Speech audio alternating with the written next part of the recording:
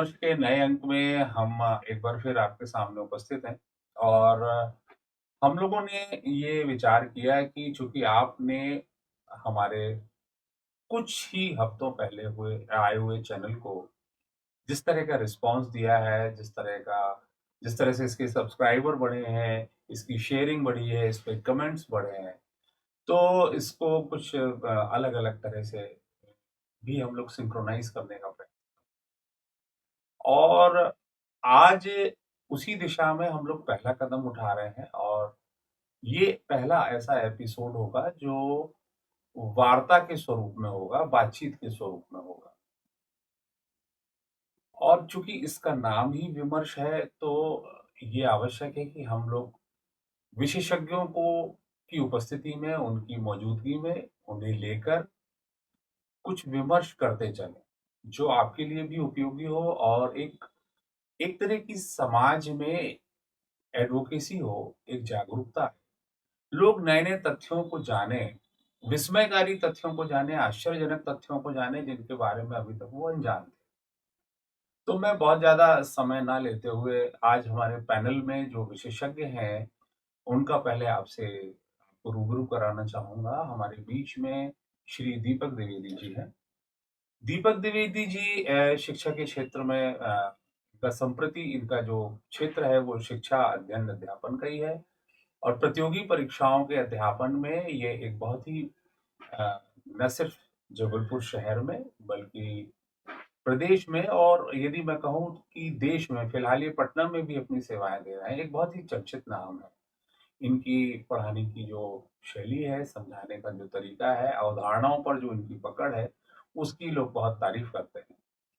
तो हमें लगा कि क्यों ना विमर्श में हम इनकी इस विशेषज्ञता का लाभ लें और आज हमने इनसे एक विषय पर बात करनी चाहिए, जिस पर हमारे पास बहुत सारे कमेंट्स भी आए। वो विषय ये है दीपक जी जी, जी। कि इतिहास माना जाए इसे या मिथ माना जाए? इसे एक गल्प माना जाए महाभारत को, एक मनगढ़ंत बात माना जाए या फिर इसे इतिहास से पुष्ट वैज्ञानिक प्रमाणों से पुष्ट एक घटना मानी जाए? तो मैं आपका इस पे पहले एक प्रारंभिक विचार जानना चाहूँगा। देखिए, ऐसा है कि महाभारत को कहीं से भी मिथ मानना पूरी तरह उचित नहीं होगा और अगर जो लोग इसे मिथ मान रहे हैं, तो कहीं न कहीं वो महाभारत के अध्ययन से दूर हैं। जी, पहले तो अवश्य उसका अध्ययन करिए और उसमें जो नक्षत्र और काल की जो गणनाएँ दी गई हैं कि उस समय सूर्य की स्थिति क्या है, तारों की स्थिति क्या है, कौन-सा योग चल रहा है। तो अगर हम देखें तो सारी चीज़ों को नक्षत्र के अनुमान से जो पता किया गया है कि ज्योतिष शास्त्र भी कहता है, स्वयं आर्यभट्ट ने भी उसकी तिथि निकाल कर बताई कि ये कुरुक्षेत्र का युद्ध जो है 3102 बीसी में हुआ है। डॉक्टर मनीष पांडे ने भी इस पर काफ़ी काम किया हुआ है। तो हम्म, कुल मिलाकर हम देखें तो ये कहीं से मिथ नहीं है, क्योंकि हम्म, केवल खगोलीय साक्ष्य नहीं, भौगोलिक साक्ष्य भी देखें हम हम्म, साथ में हम ऐतिहासिक साक्ष्य भी देखें। हम्म, जैसे कि मैं आपको एक उदाहरण करना चाहूँगा, बहुत बढ़िया चीज़ है जी, कि च दक्षिण के राजा हैं पुलकेशिन द्वितीय। पुलकेशन द्वितीय, हाँ, उनका बिल्कुल। एक अभिलेख है ऐहोल और हम्म, इतिहास कहता है सबसे प्रमाणिक चीज़ होती है अभिलेख। बिल्कुल, क्योंकि लिखित चीज़ में हेर-फेर हो सकता है, समय के अनुसार बदलाव हो सकता है, जी, लेकिन जो शिलालेखों पर लिखा उनमें बदलाव संभव नहीं है। बिल्कुल। तो उसमें स्वयं महाभारत की तिथि दी हुई है अच्छा, कि महाभारत कब प्रारंभ हुआ, कलयुग कब आया, शालिवाहन संपत क्या है, शक संवत क्या है, सारी गणना में उसमें व्याख्या की गई है। तो ये तो हमारे विमर्श के जो सब्सक्राइबर हैं उनके लिए भी एक नवीनतम सूचना है कि दक्षिण के राजा पुलकेशन द्वितीय के हवाले से जो दीपक जी ने एक शिलालेख का जिक्र किया, मैं इसको थोड़ा-सा इसलिए भी ऑटो करेक्ट करता जा रहा हूँ क्योंकि तथ्यों को एक बार और दोहराने से वो आपके कहीं न कहीं मानस में स्थापित हुँ। होते हैं, आपको याद रह जाते हैं। तो ये बातें तो मुझे भी पता नहीं थी और ये बिल्कुल नई बात आपने कही। लेकिन दीपक जी यहाँ पर हम देखें कि बहुत सारे ऐसे लोग आज के प्रगतिशील समाज में ये भी कहते हैं कि ये एक काव्य मात्र है, एक एक साहित्यिक रचना है, फ़िक्शन है। हुँ, हुँ, हुँ। और एक फ़िक्शन में बहुत सारी बातों को कहने की आज़ादी होती है, इसलिए ये अतिरंजित बातों से भरा हुआ है। तो इस पर आपके कुछ विचार?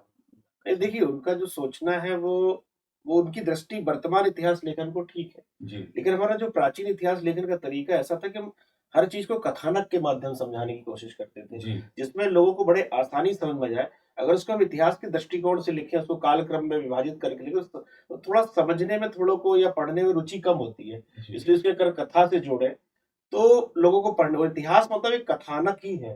हुँ, वो हुँ। जो कह रहे हैं कि काव्य है, कथा है, उसमें 1 लाख श्लोक है, हुँ। प्रारंभ में 24,000 श्लोक थे, फिर बिल्कुल, धीरे-धीरे बढ़ के सप्त सहस्त्र संहिता बन गई वो। बिल्कुल, तो बिल्कुल। वो जो कह रहे हैं वो ठीक है, लेकिन वो ऐसा ना कहें कि इतिहास नहीं है।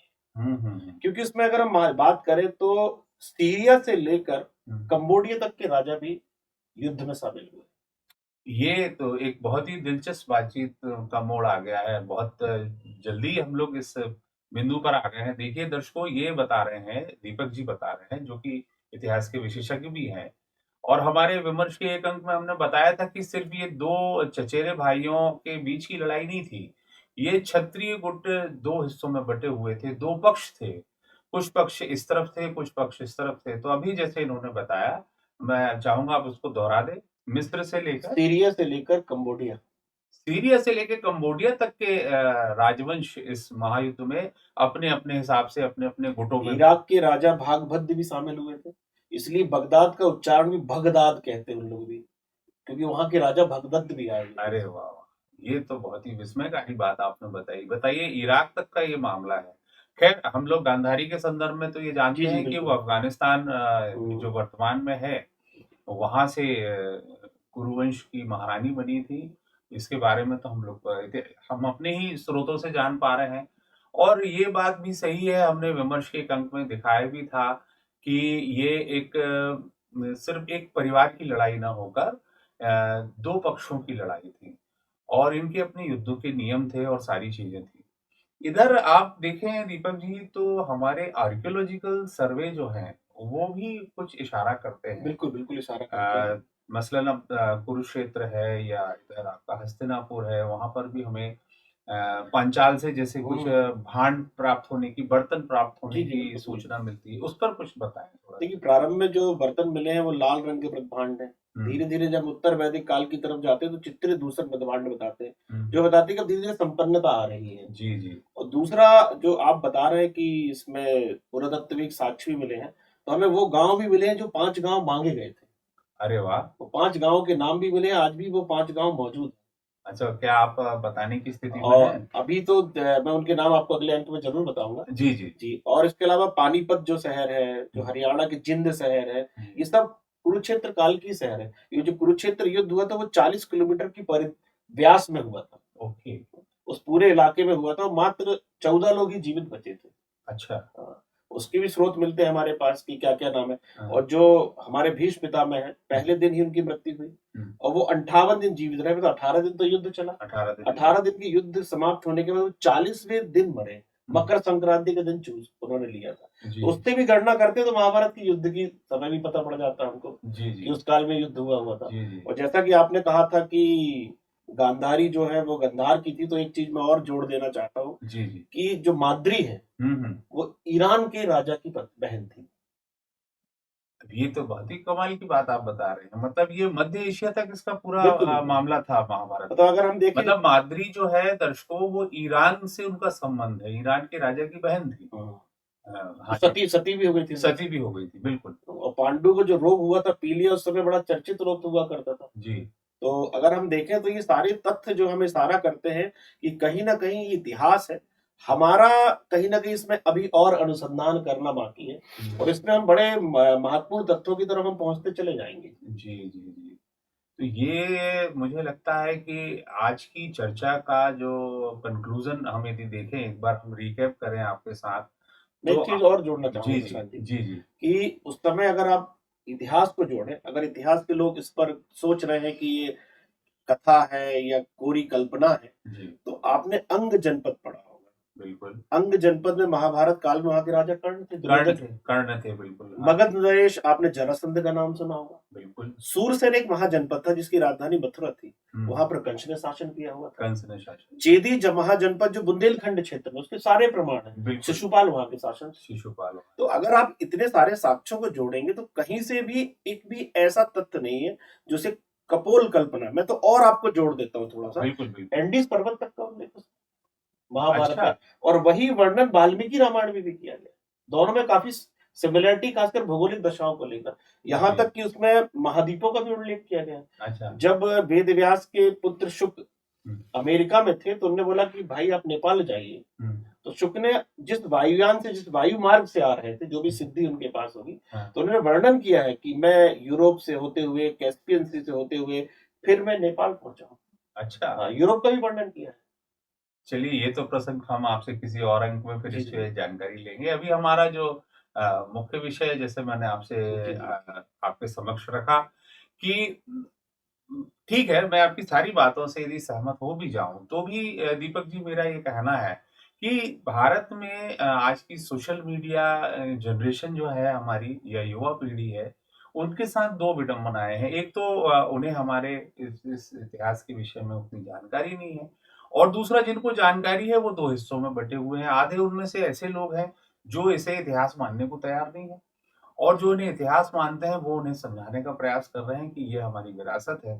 तो इस पूरे द्वंद को आप किस तरह से देखते देखिए, हैं? जो भी है, चाहे वो इस पक्ष के हों या उस पक्ष के हों, जी, पहले तो पूर्वाग्रह से मुक्त हों, जी, तथ्यों के आधार पर बात करें जी, और जब सत्यता के पास पहुँचेंगे तो उनका उत्तर उन्हें स्वयं मिल जाएगा। जी, अगर वो महाभारत कपोल कल्पना तो मैं भी स्वीकार कर लूँगा और अगर वो इतिहास है तो आप भी स्वीकार करिए। बिल्कुल। इसमें कोई भेद नहीं है। जी, इतिहास जो होना चाहिए वो सत्य पर आधारित होना चाहिए, जी, किसी चश्मे पर आधारित नहीं होना चाहिए। बिल्कुल, बिल्कुल, बिल्कुल। तो मुझे लगता है कि आज की इस चर्चा से हम लोगों को निश्चित रूप से बेहद लाभ हुआ होगा।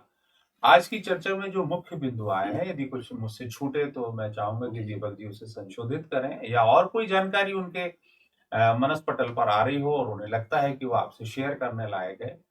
दीपक जी ने आज की चर्चा में मैं इसको समराइज़ करता हूँ आज की चर्चा को। इन्होंने आर्यभट्ट के हवाले से महाभारत की कालगणना का उल्लेख किया। इन्होंने दक्षिण के राजा पुलकेशन द्वितीय के शिलालेख के हवाले से महाभारत की घटना की पुष्टि की। दीपक जी ने हमें ये भी बताया कि इसमें विभिन्न राजवंश सम्मिलित थे और उनके कौन-कौन से क्षेत्र थे भौगोलिक रूप से और किस तरह से ये द्विपक्षीय लड़ाई थी। और इसके अलावा इन्होंने ये भी बताया कि ये किस तरह से मध्य एशिया, ईरान और यहाँ तक ये सारा मामला विस्तारित था। इनका ये स्पष्ट रूप से मानना है एक इतिहास के जानकार के रूप में कि ये कपोलकल्पित नहीं है, ये मिथ नहीं है, ये मनगढ़ंत नहीं है, ये पूरा फिक्शन नहीं है। अब मेरा इस पे एक प्रति प्रश्न अंत में फिर रह जाता है दीपक जी, कि यदि ये कपोलकल्पित नहीं है तो इसे इतिहास मानने में बाधाएँ कहाँ आती हैं? लोग इसे एक एक प्योर हिस्ट्री की तरह कंसीव या रिसीव क्यों नहीं कर पाते? एकेडमिक दुनिया में, शिक्षा की दुनिया में, ये भ्रांति आती ही क्यों है? देखिए, अभी हमारा जो पाठ्यक्रम बना हुआ है, जी, वो सिंधु घाटी सभ्यता से प्रारंभ होता है बिल्कुल। और महाभारत से पूर्व की। हाँ, बिल्कुल उससे तो पूर्व अभी की। उससे पूर्व के सिलेबस में वो घटनाएँ जुड़ी नहीं हैं। जी, पहला एक बाधा ये है। जी। दूसरी बाधा है कि अगर ये धार्मिक है हुँ, और जिस तरह बात की जाती है कि हम एक सेकुलर देश में रह रहे हैं तो धर्म ग्रंथों के आधार पर इतिहास का हुँ, निर्माण नहीं होना चाहिए, तो एक मुद्दा ये भी आता है। एक मुद्दा ये इसलिए रामायण कालीन संदर्भ हो या महाभारत कालीन हो, जी, जो द्वापर और त्रेता युग की घटना को हमने महा इतिहास में नहीं जोड़ा गया है। नहीं जोड़ा है। तो आप कहीं न कहीं इतिहास लेखन की जो पद्धति है, ये जो सिस्टम बना हुआ है, उसको इसके पीछे उत्तरदायी मानते हैं कि मतलब इतिहास लेखन दिशा में नहीं गया उस है। दिशा में गया ही नहीं, हुँ, क्योंकि उसकी अप्रोच वैसी नहीं थी। हुँ। अगर इसको पढ़ाया जाएगा तो हमें कम से कम एक चीज़ें जानकारी होगी। जैसे अभी हमने अमेरिका की बात की, एंडीज़ पर्वत की बात की, हुँ। तो भारतवासियों का जो विज्ञान था बड़ा समृद्ध विज्ञान। हाँ, ये मैं फिर से एक बार रिकैप करना चाहूँगा। इंडीज़ पर्वत का उल्लेख किस प्रकार आता है? एंडीज़ पर्वत का उल्लेख आता है कि दानवों के रूप में 3 सिर वाला पर्वत है और कई प्रकार के उसमें नाग बैठे हुए। दरअसल वो चोटियों को बता रहे हैं। उन चोटियों को बता प्रतीकात्मक जी, जी। मेटाफर प्रतीक का इस्तेमाल किया जी, गया। जी, जी। बिल्कुल, बिल्कुल। तो मुझे अगली लगता बार मैं है जब आऊँगा तो आपको शायद पीछे स्क्रीन पर मैं श्लोक भी बता दूँगा। अरे वाह! अभी तो हम एक चर्चा के दौरान ही मिले हैं और नया-नया विषय की जानकारी हुई है। हाँ, हाँ। तो जो मानस नहीं, नहीं पटल पे था वो नहीं, लेकिन आप निश्चित रूप में मानिए कि इतनी जानकारियों का कि देखिए हमारे आपको तो पता है दीपक जी हमारे यहाँ स्नातक उसे कहा जाता है जो स्नान करके आया जी, है जी, जी। और स्नातकोत्तर उसे कहा जाता है जो नहा चुका है। हुँ। तो ये इतना स्नान भी आपने हमारा करा दिया, ये भी हमें लगता है कि आपने बहुत कुछ बता नहीं, दिया मेरे को और लगता है कि सारे जितने हमारे सुनने वाले हैं, जी, अगर वो भी एकाग्रचित्त होकर इसका अध्ययन करेंगे तो उन्हें भी सारी जानकारी मिलेगी, जी। क्योंकि हम कोई नवीन जानकारी तो दे नहीं रहे हैं, जो हाँ, उसमें ये नवीन जो जानकारी मौजूद है वही दे रहे जो हैं। मौजूद है, हम उसको डिस्कवर कर रहे हैं, मतलब जी, हम इन्वेंट नहीं कर रहे हैं, हम जी, उसे जी, खोज नहीं रहे हैं, वो पाया हुआ है, उसे हम सिर्फ व्यक्त कर रहे हैं। मैनिफेस्टेशन है, जी, ये एक जी, तरह से व्यक्त हो रहा है। तो ये तो बात बिल्कुल सही है दर्शकों की। 45 किलोमीटर दूर कुरुक्षेत्र और हस्तिनापुर की दूरी और फिर इंद्रप्रस्थ तक उसका फैलाव और युद्ध का एक अक्षौणी सेना का मामला और इतने हुँ, सारे ये जो इसका ग्रेस है, ये जो इसका इसका एक जो फ़ील है, जो इस पूरे महाकाव्य को जैसे ही हम देखते हैं तो एक पूरे एटीट्यूड के साथ, एक पूरे एक खास तरह के टोन के साथ जब हम महाभारत के बारे में सोचते हैं तो हमें लगता है कुछ there is something big, hmm. Something different. तो अच्छुड़ी जैसे आपने बोला ना, जी, जी। उस अच्छुड़ी की भी जैसे एक बटालियन होती है, वैसे एक अच्छुड़ी है। जी, 21,870 उसपे पैदल रहेंगे, जी, 21,870 घोड़े रहेंगे, जी, हाथी रहेंगे, रथ रहेंगे। जी, एक टोटल सेना लगभग 1 लाख कुछ हज़ार बनती है, अगर 21,000 का जी, जी। जोड़ा जाए, तो तो वो उतनी उसको एक अच्छुड़ी का नाम दिया जाता है। तो अब ये भी मैं मतलब ये मेरी व्यक्तिगत जिज्ञासा है कि जैसे कहा जाता है कि 18 सेनाएँ जी, थी, जी। मतलब कुछ इनके पक्ष में जी, थी, कुछ 11 कौरवों के पक्ष में थी और हाँ, 7 पांडवों के पक्ष में 7 थी। पांडवों के पक्ष में थी और एक नारायणी सेना जी, जी। कृष्ण जी की अलग थी, जो कौरवों के पक्ष में जी, थी जी। और नारायण जो है वो पांडवों के पक्ष में थे। जिसे दुर्योधन ने बाद में गलती के रूप में जी, जी, स्वीकार जी। किया। तो ये वाक़ई में इसके भी इतिहास सम्मत प्रमाण जी, हैं। जी, बिल्कुल प्रमाण है और जब अगली बार हम चर्चा करेंगे इस विषय पर, हाँ। तो कुछ मैं उस पर जो हमारा क्रोमोसोम अध्ययन है हुँ, और जो डीएनए अध्ययन है, कैसे महाभारत युद्ध के बाद जो हमारा एशिया है, खासकर दक्षिण एशिया है, हुँ। उसमें किस तरह से स्त्री-पुरुष लिंगानुपात में परिवर्तन आया है, उस पर अच्छा। भी हम चर्चा करेंगे जी। कि कैसे स्त्री जो है वो और पुरुष 5:1 में बदल गए हैं महाभारत युद्ध के बाद। ओके। ये हमारी रिसर्च नहीं है, पूरे वैश्विक घटनाक्रम है और दुनिया के हर देशों में बताया गया कि कहाँ-कहाँ परिवर्तन हुआ। सर्वाधिक परिवर्तन एशिया में दिखाया गया।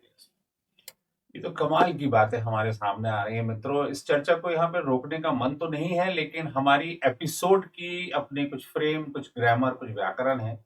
तो फिलहाल तो हम इस बहुत ही दिलचस्प चर्चा को मजबूरी में यहाँ पर विराम दे रहे हैं और दीपक जी आपका बहुत-बहुत शुक्रिया कि आपने विमर्श को समय दिया और नहीं, इतनी धन्यवाद आपका जो आपने इसमें जोड़ा और कम से कम दर्शकों से मिलने का एक अवसर मिला और जी, बहुत अच्छा विषय आप उठा रहे हैं जी, और ये विषय जो है हमारी सांस्कृतिक गौरव के लिए भी ज़रूरी है जी। और एक हमें इस बात से जो अनुभव होता है हुँ, कि हमारी इतिहास की जड़ें कितनी गहरी हैं। जी, हम केवल सिंधु घाटी तक नहीं, त्रेता, द्वापर और सतयुग तक भी हैं। बस एक इतिहास लेखन की आवश्यकता है और आप लोगों के विमर्श के साथ जुड़ने की आवश्यकता है। बिल्कुल, विमर्श की आवश्यकता है। विमर्श का अर्थ है बातचीत। तो बातचीत करते रहिए।